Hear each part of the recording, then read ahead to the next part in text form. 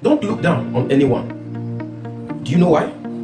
The person you might be looking down on today might be the person you will look up to tomorrow.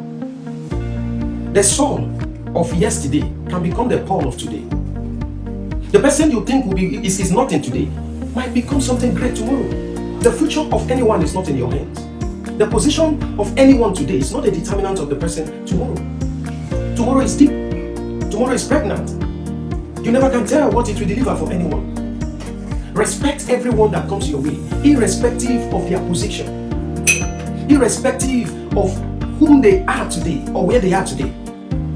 Because you don't know what tomorrow holds for that person. The person you are looking down on today might be the one you look up to tomorrow. The same Joseph that was a servant and a slave in the house of Potiphar was the same Joseph that became his boss in the palace. When Joseph was serving in the house of Potiphar as a servant, Potiphar and his wife never knew that Joseph will later become a prime minister, their boss. That is why you have to treat everyone that comes your way, that God gives you the grace to encounter, with respect. This world we are living is like a ball. It turns round, and you don't know the side it will turn to for another person. The person sitting beside you, standing before you, might be the president of tomorrow, or might be the first lady of tomorrow, or the chief justice. You never can tell. Don't write off anyone. Don't look down on anyone. Jephthah in Judges chapter 11, his siblings, his father's children, told him that he will have no part in their father's property. Why? Because he was the son of an harlot. Was it his fault? And Jephthah left. They never knew that was the most prominent leader that we have in the land of Gilead during their time. But that same Jephthah that they said will have no part in their father's property became the king, the head, the judge of the whole land of Gilead. The same thing happened to David. When God sent Samuel to Jesse's house to appoint him a king, Jesse called all his children according to the instruction of Samuel. But he left David behind. Mind you, he didn't forget that he had a son called David. It's not possible for a father to forget that he had a son. That's not true.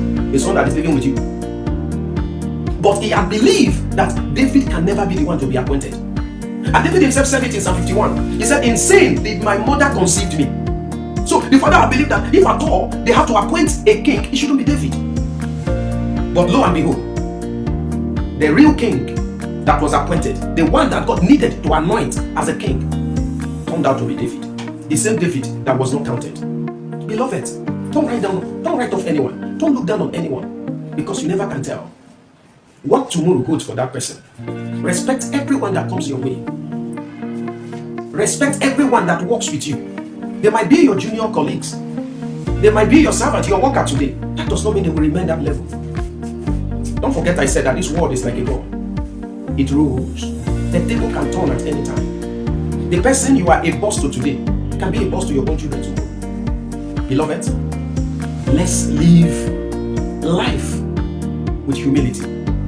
Let's not write off, nor look down on anyone, because tomorrow is pregnant.